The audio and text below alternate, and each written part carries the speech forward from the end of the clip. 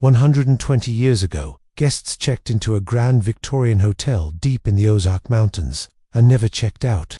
Families searched, authorities investigated, but the disappearances piled up with no trace left behind. Whispers of strange noises, vanishing travelers, and a hotel that seemed to swallow people whole. Decades later, hidden journals, sealed chambers, and chilling recordings would reveal secrets darker than anyone could have imagined.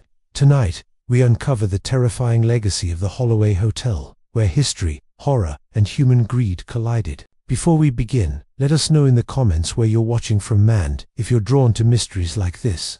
Make sure to subscribe so you never miss a story. Let me take you back to the year 1900, deep in the heart of the Ozark Mountains, where a story both haunting and extraordinary was about to unfold.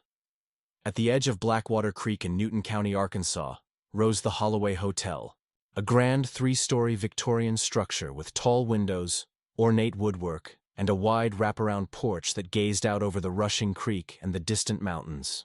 To any weary traveler, it must have looked like a sanctuary, yet behind its charm lay shadows that would cling to its history forever. The Holloway Hotel was not just a business venture. Built in 1882 by Thomas Holloway, a former railroad man from Pennsylvania, it was a bold statement in a region booming with opportunity. With zinc mining thriving in the hills and timber operations spreading through the Ozarks, Newton County was no longer just a rugged frontier. It was a place where fortunes could be made. The hotel stood about 3 miles outside Jasper, the county seat, along what locals called the Harrison Pike. Its location was deliberate, close enough to town for convenience, yet wrapped in thick forests of oak, hickory, and pine that granted privacy to wealthy guests who sought discretion.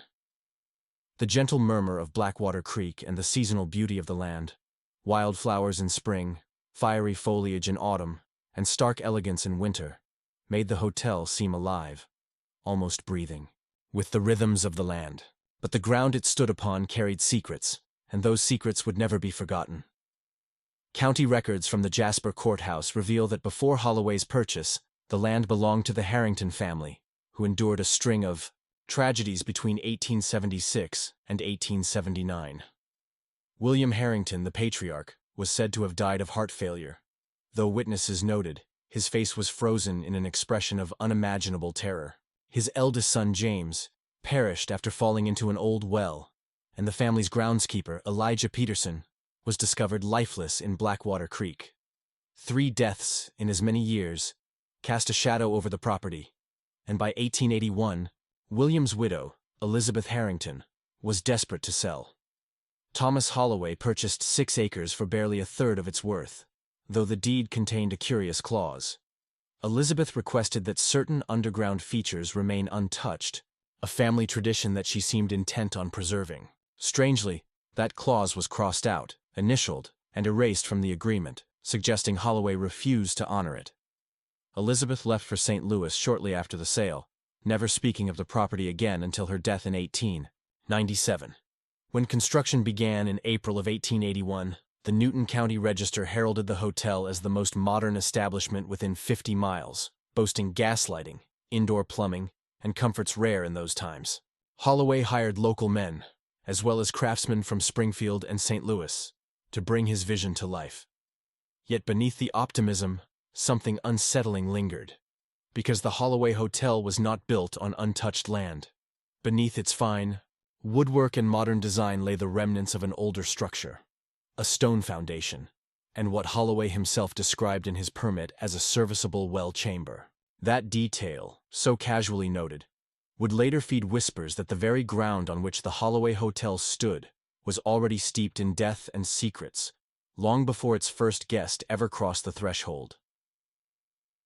By 1883, tax records revealed the Holloway Hotel was no modest inn, but a sprawling operation boasting 36 rooms, a grand dining hall, and, most curiously, a basement that consumed nearly twice the construction materials of any comparable structure.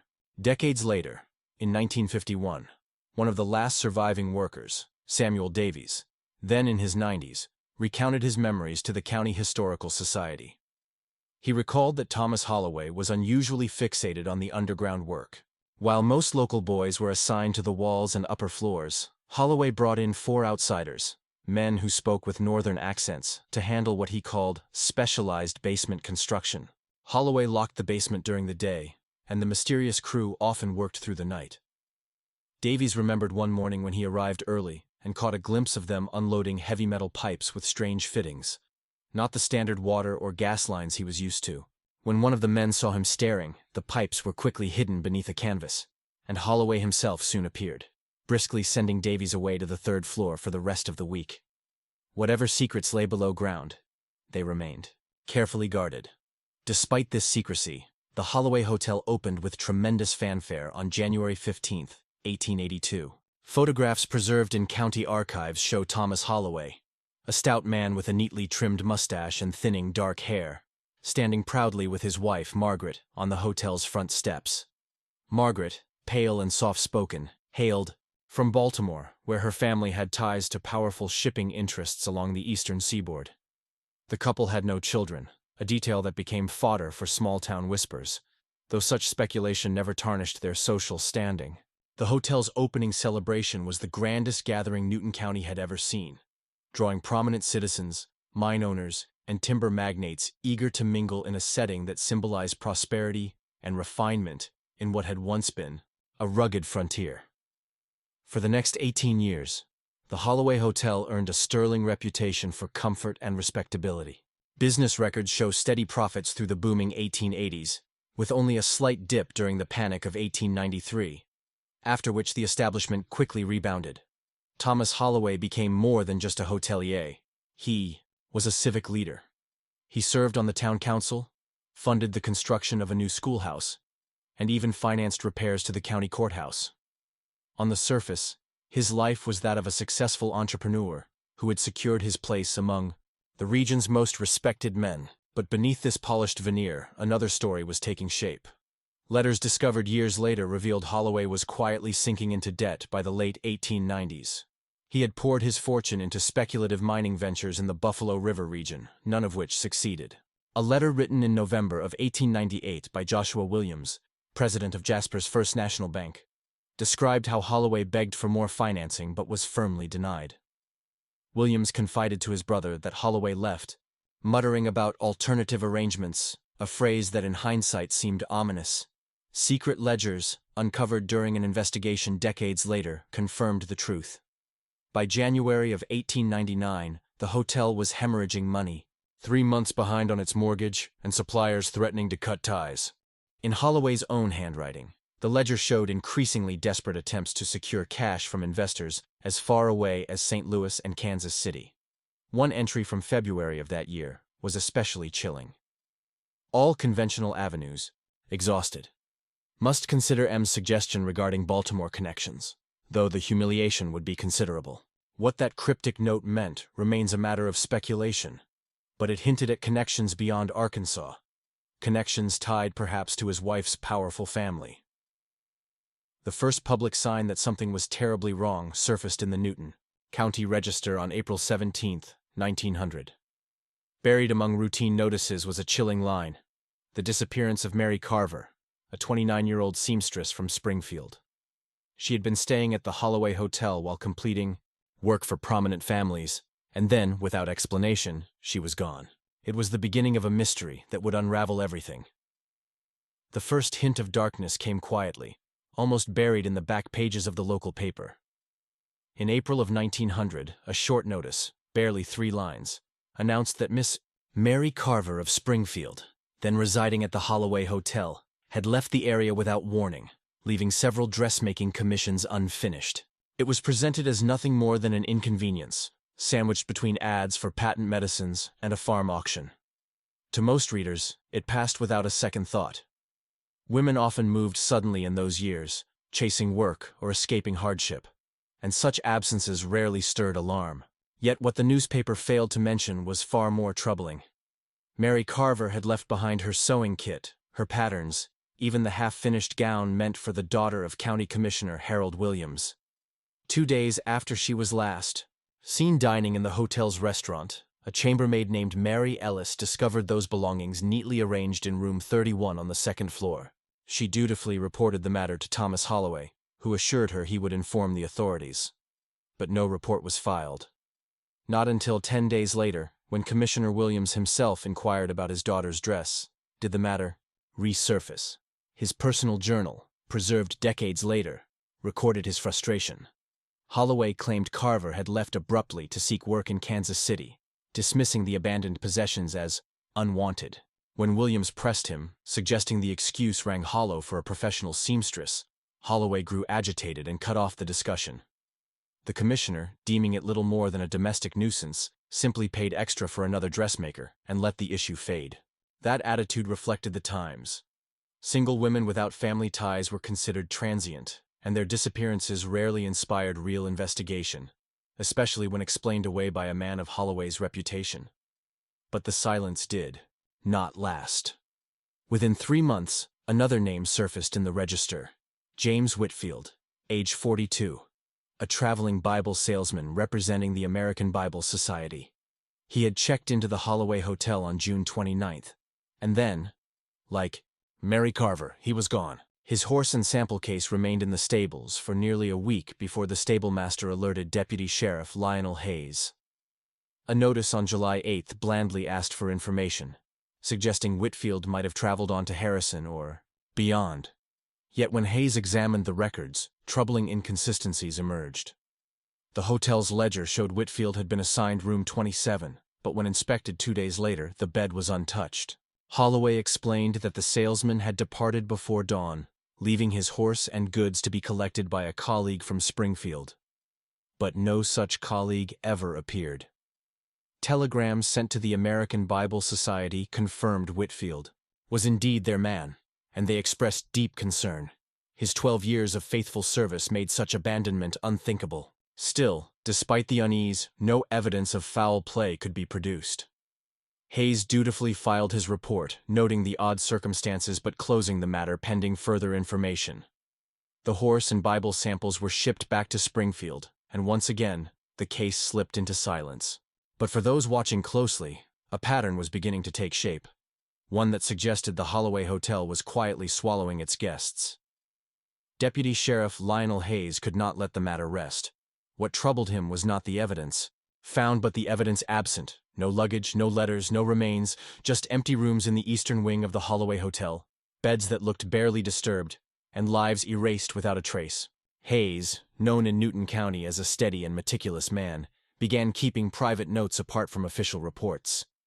At first, his entries were dry and procedural, but over time his handwriting revealed a shift, a creeping suspicion that something sinister lurked behind Holloway's polished veneer. One entry dated July 20th, 1900 described how Hayes returned to the hotel under the pretense of delivering papers left in Whitfield's Bible case. He asked to inspect room 27 once more, only to be told it was under renovation due to water damage. Inside, Hayes noted fresh paint on the floorboards near the bed, an odd choice of repair that Holloway claimed had been planned for months, though no such records existed. Hayes's instincts told him the explanation rang false. By the end of that summer, the pattern could no longer be dismissed. In August, Edward and Lillian Barrow, a young couple from Kansas City traveling south for new opportunities, checked into room 29. They were never seen again. Weeks later, Samuel Crenshaw, a mining investor from Chicago, arrived to evaluate the booming zinc trade. He was assigned room 31, the very same room once occupied by Mary Carver. Like the others, he too vanished. Holloway insisted that all of them had departed suddenly, producing receipts marked for shortened stays, as though each guest had left neatly and responsibly. When pressed about missing belongings, he explained they had packed up and departed before dawn, using the side entrance after requesting cold breakfast baskets. Hayes recorded the explanation, but noted his growing doubt. Too many coincidences, too many early departures, all clustered in the same wing of the hotel. By early October, his entries darkened. Hayes wrote of Holloway's evasive answers, the way his eyes narrowed when questioned, betraying something closer to concealment than confusion. Holloway told Hayes that the Barrows had simply changed plans, heading to Hot Springs instead of Harrison. Yet the stage office confirmed no such passengers had ever traveled. Hayes pressed further, noting the strange concentration of disappearances in rooms 27, 29, and 31. When he asked to inspect them again, Holloway claimed they were filled with a hunting party from Springfield. But the hotel ledger betrayed him. showing only 2 guests registered, neither from Springfield. That evening, Hayes waited in town, for the stagecoach Holloway insisted would deliver the third hunter. At 7:15 it arrived. No hunters appeared. The most haunting confirmation of Hayes's suspicions came not from official channels, but from a letter unearthed decades later, written by chambermaid Mary Ellis to her sister in Joplin, and discovered hidden during a renovation in 1963. It carried a chilling confession. "I cannot sleep well anymore," she wrote. "The noises from below are constant now. Mr. Holloway says it is only the pipes, but pipes do not scratch and pipes do not murmur words. Mrs. Holloway hears them too. I have seen her at the basement door, her face pale as a shroud, listening." With those words, the veil of ordinary hospitality began to tear, revealing that beneath the Holloway Hotel's polished surface lay something neither guests nor staff could explain, something that seemed to whisper from the depths. Mary Ellis's letter only grew darker as it went on. She described how, one late Tuesday night after the guests had retired, she secretly followed Thomas Holloway. Carrying a tray of food, he slipped into the old cellar, the one guests never saw. He locked the door behind him and disappeared for nearly an hour. When he returned, the tray was empty and his sleeves were soaked up to the elbows, as if he had been reaching into something wet and unseen. Terrified, Ellis gave her notice the very next morning, planning her escape on Saturday's stagecoach. She confessed there was even more she had withheld from Deputy Hayes. On the night before Mary Carver vanished, Ellis saw Holloway at his desk, through a slightly open office door. He was fiddling with levers or switches hidden beneath the desk, muttering to himself about preparation and mechanism engagement. When he caught her in the hall, he snapped the drawer shut and demanded to know why she was upstairs so late. The next morning, Carver was gone, and room 31 reeked of something Ellis described as wet metal mixed with a sour stench. That odor, she wrote, returned with each disappearance, always drifting from the eastern wing. Ellis left Jasper on October 13, 1900, but her replacement, Sarah Jenkins, stayed only 17 days before fleeing without even collecting her wages. No written record survives, but decades later her grandson recalled that she never again walked on the same side of the street as the Holloway Hotel. Once, when he was 12, he asked what had frightened her so deeply. Her answer was cryptic, chilling. Some things hunger in ways that can't be satisfied. Some appetites only grow with feeding. She refused to speak of it further, her silence more damning than words. By November, the hotel's facade of respectability was cracking. Occupancy plummeted, and locals who once flocked to its dining room now avoided it altogether. Officially, they claimed they preferred home-cooked meals. Privately, they whispered of noises in the basement, foul smells in the eastern wing, and the unsettling tally of vanished guests. Hayes himself noted the sour organic odor during visits, a smell unlike anything from plumbing or kitchens. Holloway dismissed the concerns as superstition, blaming septic issues he claimed were scheduled for repair.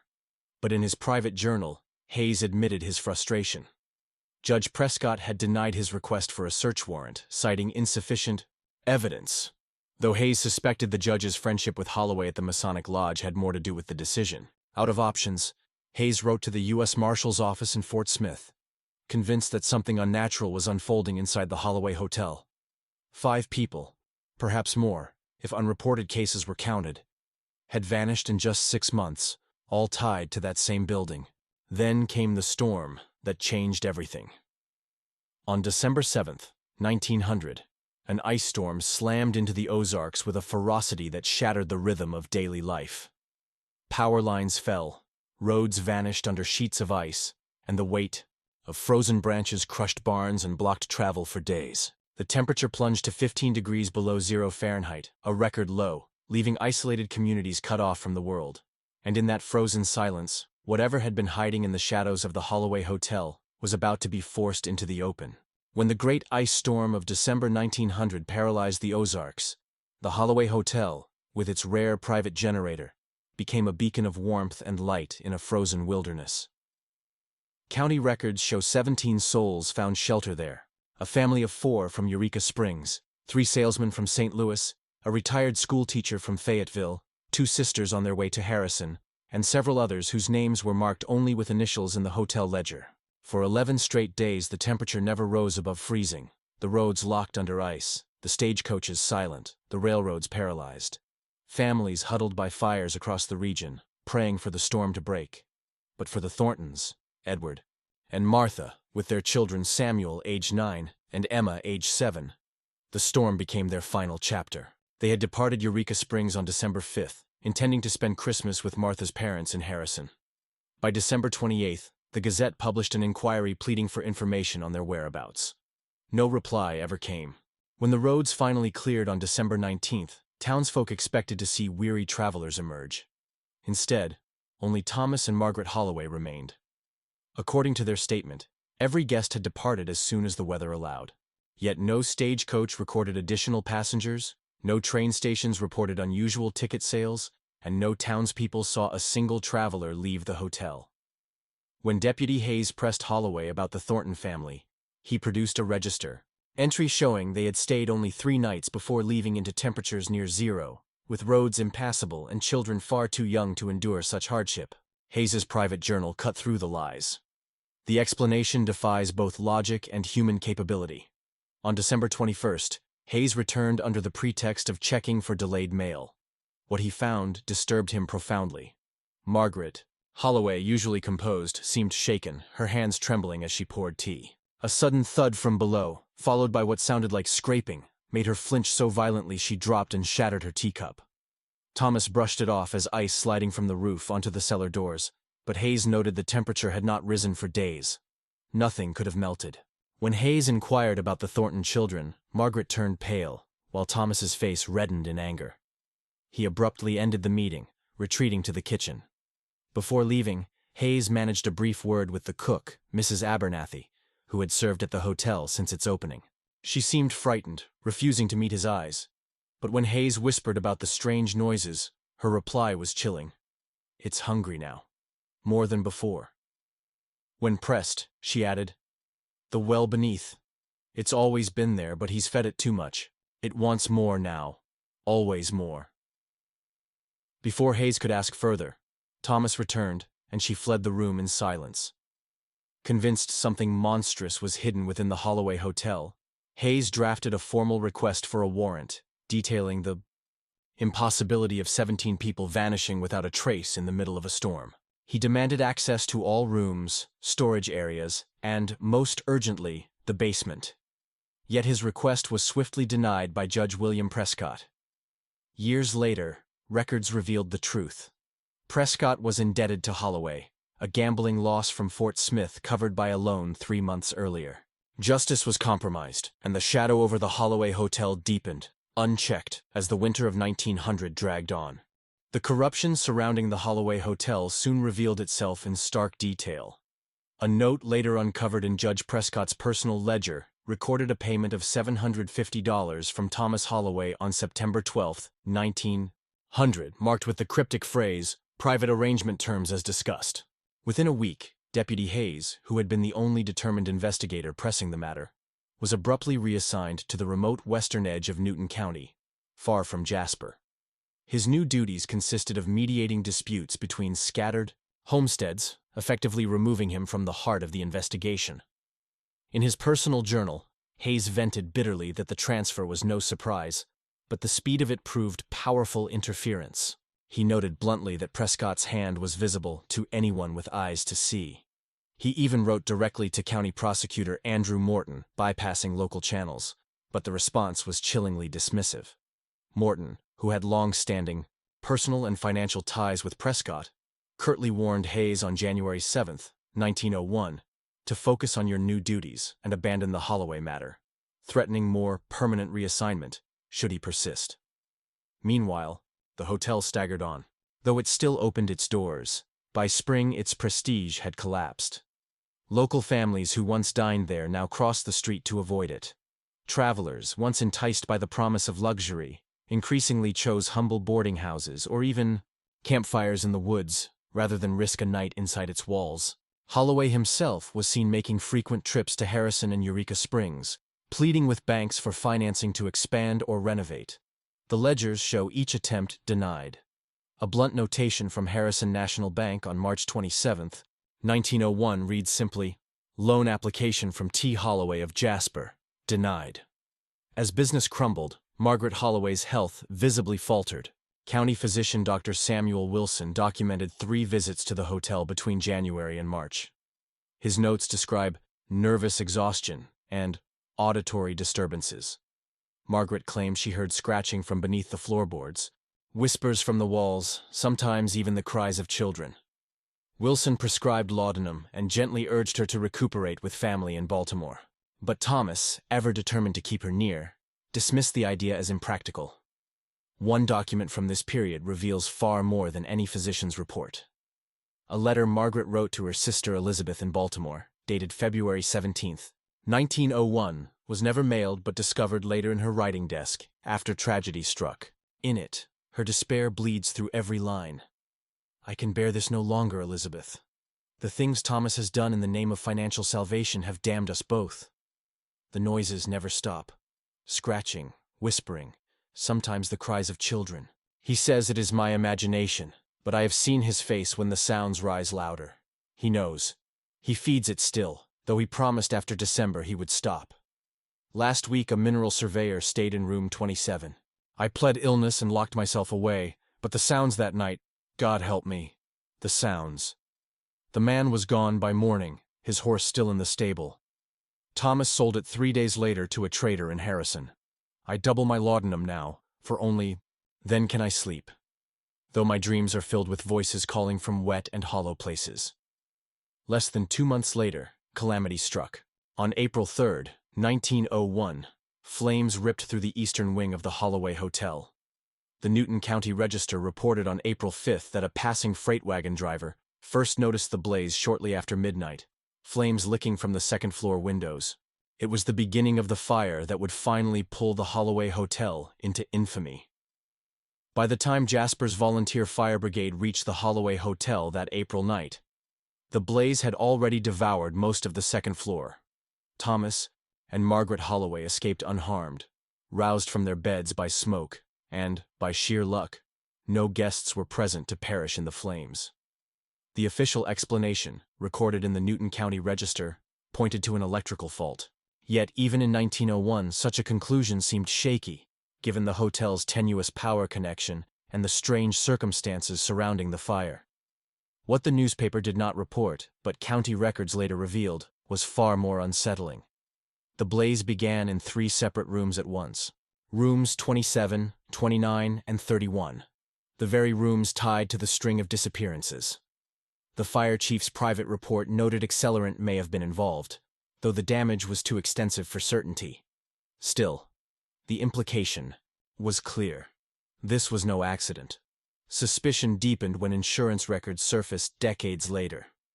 Just 6 weeks before the fire, Holloway had increased his coverage by an astonishing 300%. Continental Assurance initially balked, suspecting fraud, but Judge Prescott, ever Holloway's ally, intervened, vouching for his exemplary character and persuading the company to settle 60% of the claim. Flush with the payout, Thomas and Margaret sold the gutted property to a distant cousin, Elias Holloway, under terms that raised more questions than answers. The deed of sale, dated May 17, 1901, contained an unusual clause forbidding any excavation beyond 6 feet and requiring the basement remain untouched. Within weeks, the couple had relocated to Denver, where they purchased a larger, thriving hotel with their settlement money. No charges were ever filed for the vanishings or the suspicious fire, but one telegram, preserved among Elias Holloway's belongings and later unearthed during the 1964 investigation, carried an ominous warning from Thomas himself. Basement remains sealed as agreed. Do not attempt access under any circumstance. Previous unfortunate events resulted from exploration below ground level. Maintain distance from Eastern Foundation area. Disregard superstition, but exercise practical caution. It was as if Thomas knew the ground beneath his hotel harbored something better left undisturbed. For a time, the Holloway mystery seemed destined to fade into history. Just another frontier tale swallowed by the march of the 20th century. But fate was not finished with the old hotel. In 1937, during the depths of the Great Depression, Elias's son, Frederick Holloway, sought to transform the decaying property into housing for civilian Conservation Corps workers who were flooding into the Ozarks. The western, wing and central portion of the hotel rebuilt after the fire, still stood. But the eastern wing remained a blackened ruin, its skeletal remains a grim reminder of tragedy. Frederick had grown up under his father's strict orders never to disturb the foundation or basement, and for decades he had obeyed.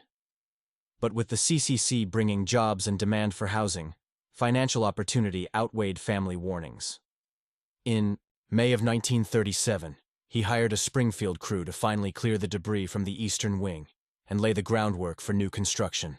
That decision would awaken what the Holloways had tried so hard to keep buried. When Frederick Holloway's crew began clearing the rubble of the old eastern wing in the spring of 1937, they stumbled upon something that briefly captured public attention. Buried beside the original water well was a second shaft, roughly 4 feet across. On June 17, the Newton County Gazette reported its discovery in cautious tones, describing it as a curious but hazardous architectural feature. County officials quickly ordered it sealed for safety. Yet the men on site whispered of things the newspaper never fully printed. An overpowering stench like a slaughterhouse in summer, walls lined with corroded metal as though eaten away by something unnatural, and traces of mechanical components embedded in the stone. Rusted tracks and the remains of a pulley system suggested not water-drawing machinery but something more elaborate. The shaft, cracked open after decades of sealing, seemed to plunge at least 60 feet below ground, swallowing light. The news might have faded into obscurity if not for a letter to the editor published 3 days later. Written by Oliver Hayes, son of the long-dead deputy who had once investigated the hotel, the letter was measured, yet haunting. My father maintained until his death in 1934 that the disappearances of 1900 were never explained, he wrote. If there is a chance that evidence lies within these foundations, sealing them without inquiry does a disservice to those who vanished. His words stirred a flicker of unease, but Sheriff William Garrett responded swiftly, dismissing the matter. In his official report filed on June 22, he insisted the shaft was nothing more than an abandoned well predating the hotel. The mechanical parts, merely remnants of old water systems. No evidence of anything suspicious, he wrote, recommending that the county seal it immediately. The Great Depression left no room for ghost stories. Resources were scarce. Priorities were survival, not history. So the shaft was filled with concrete, and the chance for answers was entombed, once again. By September of that year, Frederick Holloway opened a boarding house on the property. For 6 years it operated quietly, housing CCC workers and later ordinary travelers. When wartime rationing struck in 1943, the business closed, and the building shifted into storage for surplus military equipment. Officially, nothing more was said about the secondary shaft. Yet whispers lingered, preserved decades later in interviews with the laborers who had sealed it. Robert Johnson, the man who worked the concrete mixer, told investigators that what he heard that day still haunted him. The hole wasn't right, he said. When we cracked it open, air didn't rush out like from a cave. It rushed in, like the earth itself was inhaling. It made this sound, not wind, but hungry. The crew poured nearly twice the amount of concrete they had calculated, as if the shaft drank it down into unseen chambers. Johnson swore he heard movement beneath the wet cement, something heavy shifting far below, before the foreman brushed it off as settling. Concrete doesn't move like that, Johnson muttered years later, and it sure doesn't make sounds like that. Despite the eerie accounts, life moved on. Over the following decades, the property cycled through identities. A hardware store, a church hall, then abandoned entirely by the late 1950s. Its crumbling shell became the subject of childish dares, locals whispering of ghosts, of the haunted Holloway. No official records mention paranormal events, but the stories endured, like embers waiting for the right wind to ignite them again. By the late 1950s, the Holloway property had slipped into folklore as much as history. In 1959, the Ozark Folklore Society conducted a series of interviews with longtime residents, hoping to capture local memory before it faded. Most offered only vague recollections, complaints of bad feelings, or unhealthy air near the site. But one account, from retired teacher Eleanor Mitchell, struck a chilling note. She recalled teaching children whose families briefly lodged at the Holloway boarding house in the late 30s. They often arrived at school bleary-eyed, claiming they couldn't sleep because of noises in the walls. One student, A gifted girl named Susan Collins turned in an art project depicting the hotel with distorted faces pressing out of its stone foundation. When asked what it meant, Susan replied simply, "That's where the hungry people live. They scrape at night looking for food." The Collins family moved to Springfield soon after, and Susan never returned. In 1962, the property changed hands again. Purchased by the Ozark Historical Society with plans to restore it as part of a statewide preservation project. Armed with state funding, the society brought in architectural historian Raymond Chandler to assess the structure. Chandler's survey revealed anomalies that deepened the Holloway mystery. The original blueprints filed in 1882 showed a single well in the northwest corner of the foundation, but the ruins contained evidence of not one, but 3 shafts: the original well, the secondary shaft uncovered in 1937, and a third, previously undocumented opening beneath the former kitchen. This third shaft defied explanation. Narrower than the others and angled instead of vertical, its walls were lined with corroded metal rather than stone. The corrosion pattern resembled acid damage, a feature Chandler had never encountered in more than 2 decades documenting Ozark architecture. Stranger still, the placement of the 3 shafts formed a near-perfect triangle, their spacing too precise to be coincidence. Carved into the foundation were 3-inch-wide channels radiating from each shaft toward specific points in the hotel's layout. Though the pipes or conduits they once held were long gone, the channel leading from the eastern shaft aligned exactly with rooms 27, 29, and 31, the rooms tied to the disappearances of 1900. Chandler noted further discrepancies in the building itself. His measurements showed that the floors of those same rooms were nearly 8 inches thinner than architectural standards required, while the ceilings beneath remained unaltered. This suggested intentional modification during construction, though for what purpose remained unknown. He recorded his concern over the structural integrity, but admitted bafflement at the design. For all its promise, the investigation faltered. The Historical Society, operating on a shoestring budget, prioritized stabilizing the sagging joists and rotted beams before attempting to explore the shafts. Progress was slow, relying heavily on local volunteers who labored on weekends under Chandler's guidance. The shafts were left untouched, their secrets sealed for a little longer, as the Holloway property lingered on the cusp between history and legend. In April of 1964, the Holloway mystery lurched into darker territory when workers restoring the old dining room pulled up rotted flooring and uncovered a copper box hidden beneath the subfloor. Inside, wrapped in decayed leather, was Thomas Holloway's personal journal, its pages water-stained, many torn away, yet enough remained to reveal a story far more chilling than the whispers of superstition that had clung to the property for decades. The surviving entries spanned January of 1899 through March of 1901, a period coinciding with Holloway's financial collapse and the wave of disappearances tied to the hotel. Early passages reveal a man drowning in debt, his mining investments collapsing one by one. Holloway wrote bitterly of banks calling in loans, of humiliation at the thought of Margaret returning to her family in Baltimore, of the cold dismissal he received from longtime associates who refused him credit. By March of 1899, his tone shifted. He confessed that the strange warnings of Elizabeth Harrington, the widow who sold him the land, had begun to make sense. Exploring the northeast corner of the cellar, Holloway discovered a hidden passage leading to a chamber that should not have existed.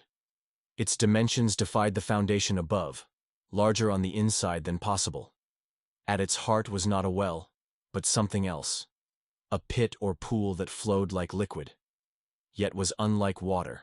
Holloway refused to describe it in detail, even in private pages, but he admitted it was no natural feature. Margaret recoiled from the discovery, insisting it matched the old Harrington legends of something hungry in the earth. Holloway scoffed at her superstition, but his journal showed he had already begun to test the pit. By June of 1899, his fascination had eclipsed his fear. He wrote that the substance consumed organic matter completely. Small animals vanished within hours, leaving no trace. Its hunger, he observed, was limitless. He convinced himself this was salvation, a way to erase debts and perhaps profit from what he called its properties unknown to science. Yet even as his obsession grew, Margaret descended into despair, haunted by sounds from beneath, voices and scratching that Holloway insisted were imagination. The entries grew more technical. Holloway described hiring 2 strangers from outside the county, paying them in cash to assist with modifications. Working at night after the staff had gone, they carved channels into the limestone, linking the secondary shaft to the pit. Holloway seemed unnerved at how easily the stone gave way, writing it was almost as if the bedrock wanted to yield. By late August, he had completed mechanisms in the eastern wing of the hotel, contraptions connected to his office, activated silently by levers beneath his desk. They required significant weight to trigger fully, but Holloway assured himself that would not be a problem given the intended application. In one especially chilling entry, dated August 28th, he admitted Margaret had discovered him testing the controls. She became hysterical, threatening to reveal everything. Holloway confessed he doubled her laudanum doses to ensure her silence, a quiet act of control disguised as care. The journal was fragmentary, yet its meaning was unmistakable. The disappearances tied to rooms 27, 29, and 31 were not chance, nor mere rumor. They were the product of a mechanism, deliberately built, deliberately used, feeding something beneath the Holloway Hotel that should never have been awakened. What the final pages of Thomas Holloway's journal revealed was nothing short of horrifying, a descent into obsession where financial desperation twisted into something monstrous. He described how, once the channels to the shafts were fully opened, the strange substance behaved in ways that defied all laws of nature. It moved upward, against gravity, spreading along stone and metal surfaces, as if curious about the expansion of its domain. Holloway ensured the hired workers never witnessed this moment, sending them away before the last connections were complete. Some things, he wrote coldly, are not meant for casual observation. By early September of 1899, the system was complete.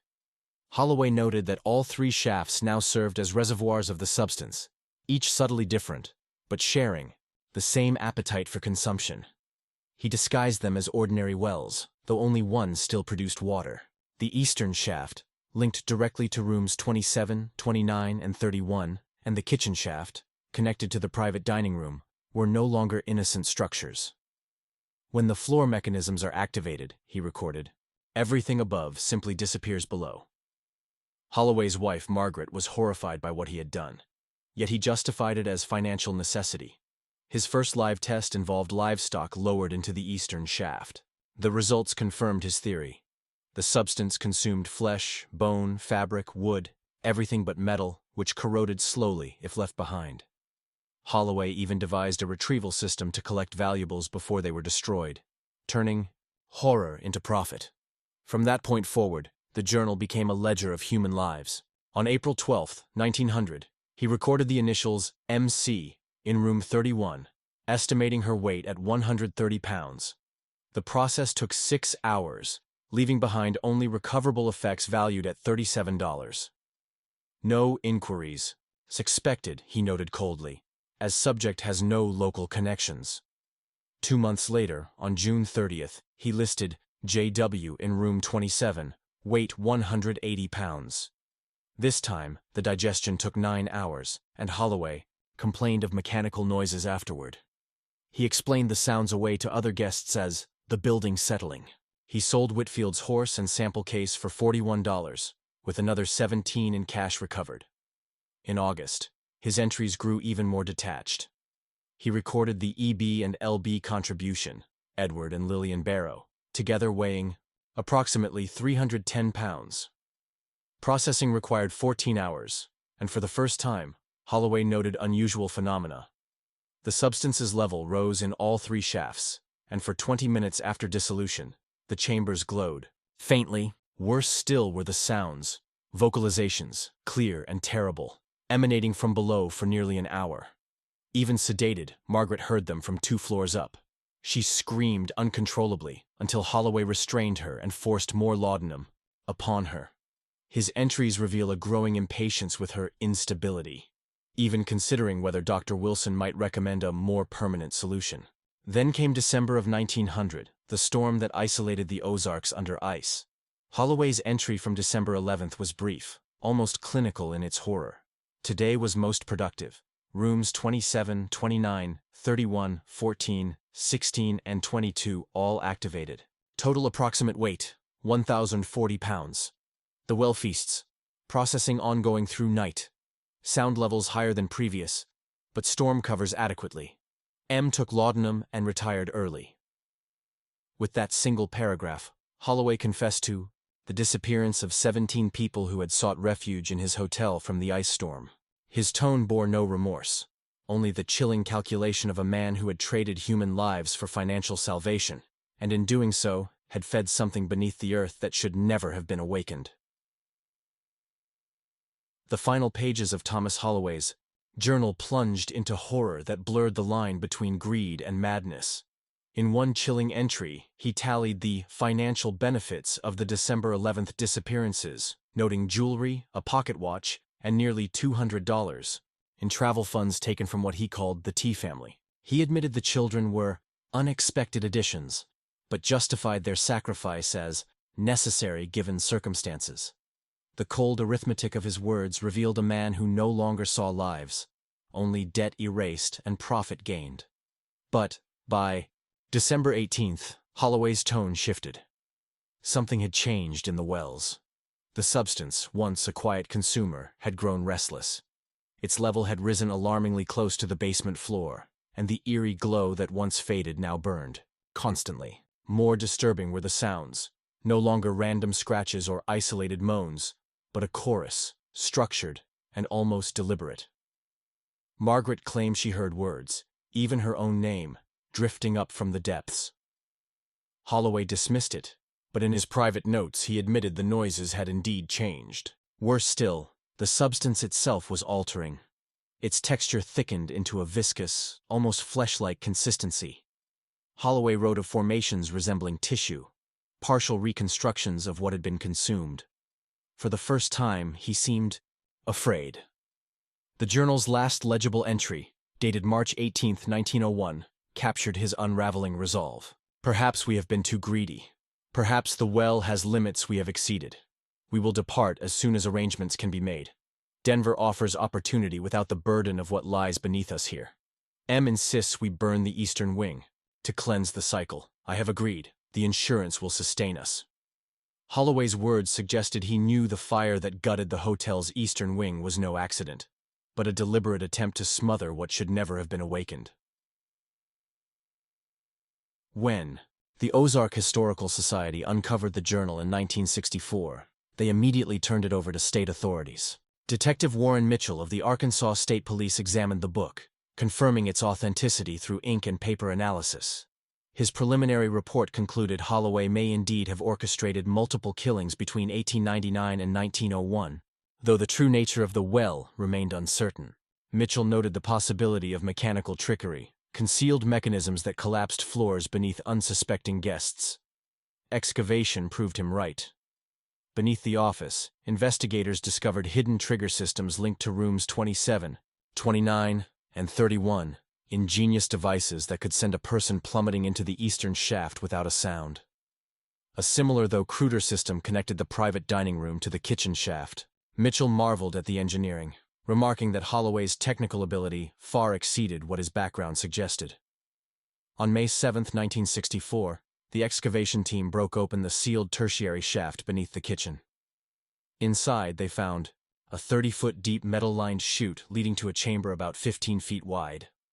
No bones or remains lay within, but the walls were scarred with strange erosions, as if some corrosive force had once pressed against them. The stains along the metal lining hinted at something neither water nor fire could explain. Holloway's hungry darkness had left its mark, even decades after the last floor collapsed into its depths.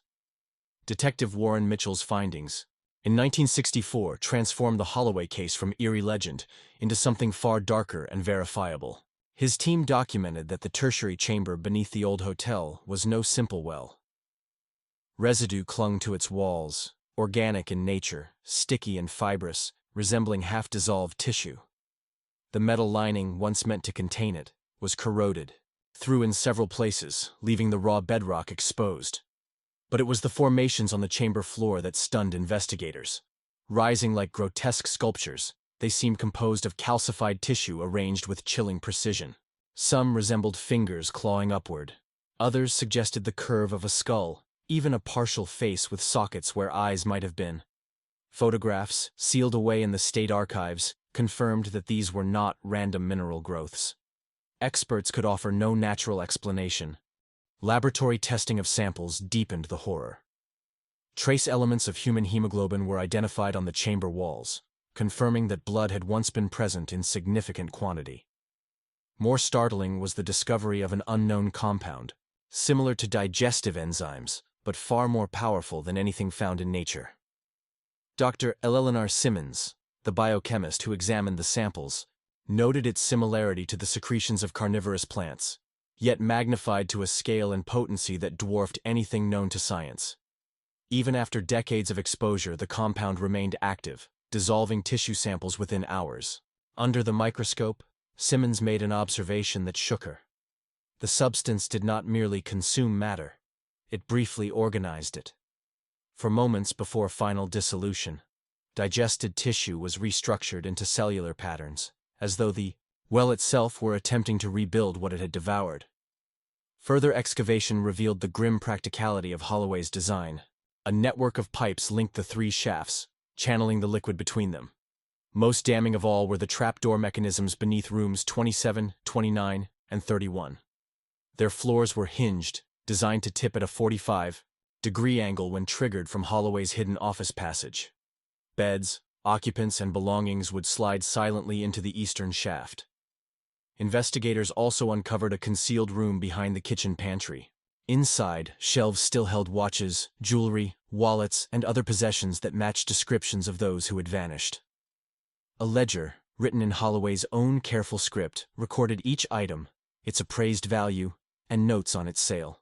The dates aligned chillingly with the disappearances long whispered about in Newton County. Mitchell's final report, submitted August 12, 1964, was unequivocal. Evidence suggests Thomas Holloway systematically altered the hotel to facilitate the murder of selected guests, primarily those least likely to be missed: traveling salesmen, unmarried women, transient couples. The mechanisms, journals, and recovered possessions form a consistent pattern of calculated homicide. What had once been dismissed as folklore had hardened into fact, and the Holloway Hotel's legend was revealed as the work of a man who fed both his debts and something far darker beneath the earth. Detective Mitchell's report closed with a grim conclusion. Between April and December of 1900, as many as 27 guests of the Holloway Hotel may have vanished into the trapdoor system and the shafts below. What became of them in the chamber was left to speculation, though chemical analysis pointed to something more than machinery: an acidic organic substance that destroyed flesh and bone with unnatural efficiency. The state police sought Thomas and Margaret Holloway, only to find their trail had ended long before. Margaret had died in 1910, confined to St. Mary's Sanitarium in Denver after what doctors called nervous exhaustion. Hospital notes recorded her wild claims of voices under the floorboards, of something that had followed her from Arkansas. Thomas lived longer, dying of liver failure in 1917, his conscience, or his secrets, never publicly revealed. A transcript from Margaret's 1908 interview with Dr. James Harrington revealed the depth of her torment. "They're not gone," she insisted. "The well doesn't consume them. It transforms them. They call to me at night, whispering my name, knowing things I never told another soul." The children's voices are clearest. She described seeing figures rise from drains, faces without form, hands brushing her skin. "They've learned to reach beyond the pipes. Distance doesn't matter. They've found us, and they're hungry."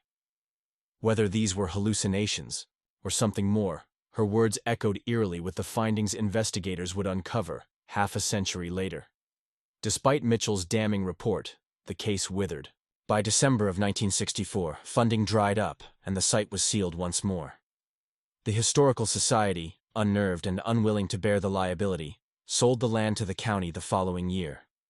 In 1968, developer Conrad Westfield purchased the property, envisioning a modern roadside motel to capitalize on Ozark tourism.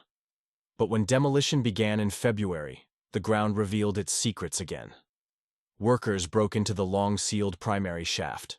Foreman's notes, quietly filed with county authorities but never released to the public, recorded that Joseph Keene, a 34-year-old laborer, was lowered 40 feet to inspect stability. Minutes later, radio contact failed. When the BI crew hauled him up, he was shaking violently, incoherent, and clawing at his own ears. At the hospital, Keene babbled of movement in the dark, of something alive that spoke without a mouth. He tried to block his ears with pillow stuffing, crying that it knows my name now. Dr. Michael Reynolds, his attending physician, noted the man bore no physical injuries aside from scrapes from his harness. Yet his terror was absolute. His words the same refrain whispered by Margaret Holloway 6 decades earlier. That the well was not empty, and what lived beneath had learned to speak. What followed after Joseph Keene's rescue in 1968 only deepened the Holloway Hotel's sinister legacy. In interviews, he insisted that whatever lurked in the shaft had not spoken in words, but invaded his mind directly. Thoughts that weren't mine, pushing into my head. He claimed it revealed details of his childhood in Ohio, things he had never told anyone at the worksite. He also described impossible visions, shapes moving against the dark, faces forming and dissolving in a fluid blackness like thick water. When doctors suggested oxygen deprivation had caused hallucinations, Keene grew frantic. "It touched me," he cried. "It knows me now. It won't forget." Terrified, he checked himself out of the hospital against medical advice on February 17th, left Newton County that very day, and never returned. A single letter, received weeks later by the sheriff, was his last word on the matter. "Whatever is down there should remain buried. Fill it with concrete, fill it with stone. Then pray it's enough." Developer Conrad Westfield swiftly abandoned his plans, citing vague, environmental concerns. The county repossessed the land, and in March of 1968 ordered the shafts filled with 30 cubic yards of concrete. Records show the mixture was laced with rock salt, quicklime, and, at the request of the county engineer, even water blessed by the local Baptist pastor, an unusual act for an official document. The site was declared unsuitable for development, and local ordinances were quietly passed forbidding excavation deeper than 6 feet. A modest plaque, erected by the Historical Society in 1969, marked the location only as former site of the Holloway Hotel, omitting the horror beneath. To this day, the foundation stones sometimes emerge when heavy rains wash away the soil along Blackwater Creek, mute reminders of what once stood there. The true nature of Holloway's well remains unresolved. His journals describe a substance that consumed bodies utterly, leaving no trace but corroded metal. Forensic testing in 1964 confirmed the presence of unusual organic compounds, potent as digestive enzymes, but unlike anything known in nature. Some scientists, like geologist James Thornton in 1966, argued for a natural explanation: that Holloway had stumbled upon a rare limestone chamber, where unique bacterial colonies accelerated decomposition at uncanny rates. Yet even Thornton admitted, Holloway's notes describe properties beyond documented science. Others have taken a more pragmatic view, suggesting Holloway relied on acids or chemical mixtures to destroy remains, embellishing his accounts with the language of myth and guilt. In 1972, forensic psychologist Dr. Catherine Mills reviewed the case and offered a chilling alternative. She argued Holloway's writings reflected the mind of a classic serial killer, someone who distanced himself from his crimes by externalizing his impulses. By imagining the well as a sentient, hungry entity, he could justify murder as service to something larger than himself, rather than face the truth that the hunger was his own. And yet, the testimonies of Margaret Holloway, of workers who sealed the shafts, of Joseph Keene whispering, "It knows my name now," all leave room for a darker possibility. Whether Holloway uncovered a natural anomaly or unleashed something older and nameless from beneath the Ozark stone, one truth endures. The Holloway Hotel did not simply vanish into fire and ruin. Its shadow still lingers, buried in concrete, waiting. The Holloway case, even after Mitchell's meticulous work, refused to settle into the dust of history. Skeptics could argue Holloway's journals reflected madness, or the embellishments of a killer distancing himself from his crimes. Scientists could theorize acids, bacteria, or geological anomalies. But those explanations never accounted for the one thing repeated again and again by witnesses across decades: the sounds. Chambermaids heard scratching like words. Margaret Holloway swore voices called her name. And in 1968, Joseph Keene left the shaft, raving that something alive still waited in the dark. The most disturbing detail of all surfaced in restricted sections of Mitchell's files. In July of 1964, a recording device was lowered into the tertiary shaft. For 7 minutes it captured nothing unusual. Water dripping, the dull shift of earth, groundwater rumbling in the distance. But the final minute was different. The audio contained rhythmic scraping interspersed with vocal elements, distorted but deliberate, as if speech filtered through liquid. Plans were made to send the tape to federal analysts, yet records show it never arrived. All copies were destroyed in a mysterious fire at the evidence facility that October. Mitchell retired soon after, but his personal diary, donated by his daughter years later, hinted at what the official files omitted. "The text cleaned the tape," he wrote on August 17th. "It isn't random, it's voices. Many, speaking in unison. Some rise above the rest. English words, warped and bubbling as if underwater. They repeat, 'Feed us, join us, find us.' Then, at the end, a child's voice breaks through. 'Mommy, I'm still here. We're all still here.' I ordered. All copies destroyed. Some things shouldn't be preserved, even as evidence." Today, the Holloway Hotel is gone. Its legacy reduced to a fenced-off lot where Blackwater Creek still runs nearby. The official plaque is bland, stripped of any mention of the disappearances or what may lie beneath. Yet the land has not forgotten. Locals tell of hikers who, after heavy rains, hear the faint churn of liquid beneath the earth, the metallic rasp of something dragging against stone, and, sometimes, words carried in the damp evening air.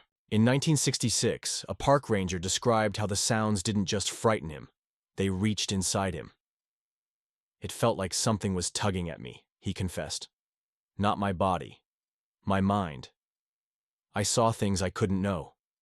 A hotel room, strangers in the dining hall, a man with a mustache working levers at a desk. They weren't my thoughts. They pushed into me, vivid, insistent. I realized I was walking toward the old foundation without deciding to."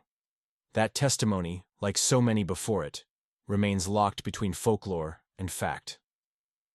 Whether the Holloway Hotel concealed only the crimes of a desperate man or something older and hungrier than human imagination can contain, its story endures in whispers, of voices beneath the stone, of hunger that remembers names, and of a darkness that never truly sleeps. The ranger's testimony ended with words that still chill the imagination. As he forced himself to turn away from the foundation, the images dissolved, replaced by a single thought pressed into his mind. "We are so hungry." And though he left, the memory of that voice never left him. The last formally documented incident came in August of 1967, when 2 geology students from the University of Arkansas conducted soil surveys near the Holloway ruins. Their field recordings, tucked away in the university archives, captured 2 minutes of what they labeled unidentified subterranean acoustics. At first it sounded like rushing water or shifting stone beneath their conversation. But when, later enhanced with modern equipment, the audio revealed something else. A cadence too deliberate to be noise, too structured to be chance. Linguist Dr. Robert Chambers examined the tape and concluded the vocalizations bore the hallmarks of language, syntax, rhythm, even repetition, yet no human throat could produce those sounds. In a letter withheld from official reports, one of the students, Martin Coleman, added a detail more disturbing than the tape. As they worked near the old foundation, the soil itself darkened, spreading outward like ink in water but moving against the slope of the land. The air grew colder, dropping 15 degrees in moments. Insects swarmed the discolored earth, shifting into shapes that resembled letters, patterns almost forming words before breaking apart. When the students tried to photograph the phenomenon, all 3 cameras failed. Only when another hiker appeared, calling out a greeting, did the darkening vanish as suddenly as it had arrived. Coleman admitted they omitted these observations to avoid ridicule, but privately confessed he believed something intelligent was still present beneath the ruins. So what speaks in the darkness under Blackwater Creek? Skeptics claim it is nothing more than wind through limestone caverns or water slipping through forgotten pipes. Others say it is memory itself, echoing the horrors of 1900 until the living mistake echoes for voices. But Thomas Holloway's journals suggest a darker truth. The well did not simply consume, it transformed, and it remembered. If his words were to be believed, what he offered was accepted not as disposal, but as sustenance. Nearly a century later, the site remains undeveloped. Ordinances still forbid digging more than 6 feet into the ground, though few remember why. The archives of Newton County hold boxes of files, photographs, and evidence tapes that almost no one dares request. The foundation stones surface after rains, markers of a hotel erased from maps but not from memory. And deep below, sealed in concrete and lime, something may still stir, patient and waiting. 27 souls delivered by a desperate man's hand, and a hunger that Holloway himself came to fear. Developers have tried and failed for decades to reclaim the ground. Projects collapsing under bad luck, inexplicable setbacks, or sudden financial ruin.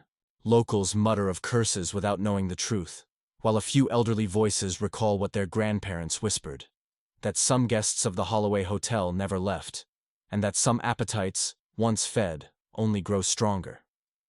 The final recommendation in the county's report is stark in its simplicity.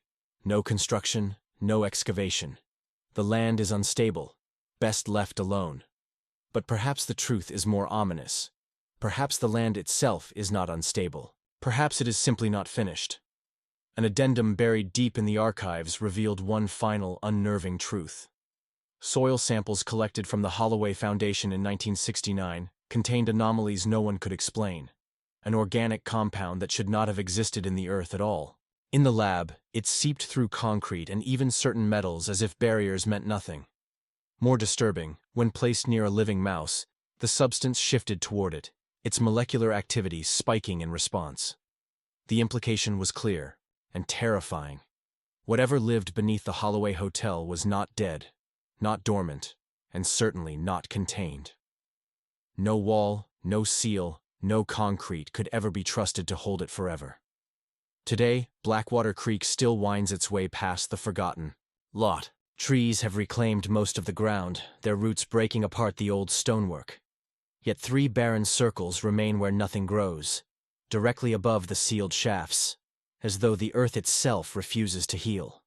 On still nights, when the creek runs low and the wind dies, locals whisper that you can hear it again. Not quite scratching, not quite whispering, something in between. Something waiting. Something remembering the taste of what it was once fed. The last known account came from a hiker in June 1968.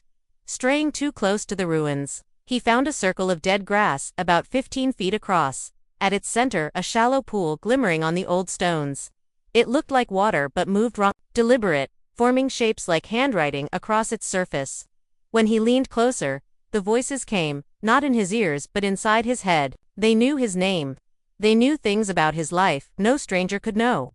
They promised wonders if he would only touch the surface. He found himself raising his hand, ready to obey, when his dog barked furiously and broke the spell. In that instant, he felt fingers cold, wet, and solid graze the back of his neck. He fled in terror, his dog bolting into the forest and never returning. Sometimes, he later admitted, he wondered if she had stayed behind to keep whatever lingered. From following him home, the Holloway property remains untouched, fenced off and left to rot into silence. Beneath it, the well waits. Not a legend, not a metaphor, but something real, something hungry. Thomas Holloway thought he had found a solution to his debts. Instead, he struck a bargain with a hunger that could never be sated, a hunger that endures long after his name has faded, patient as stone, whispering to the curious, and reminding the living that some appetites, once awakened, are eternal. What began as one man's desperate attempt to escape financial ruin became a nightmare that claimed dozens of innocent lives. Concrete, time, and silence may have buried the Holloway Hotel, but some say its hunger was never truly contained. On quiet nights, locals still whisper of voices rising from beneath the earth, echoes of the souls who vanished and the well that remembers them. The story of the Holloway Hotel is more than just history, it is a warning.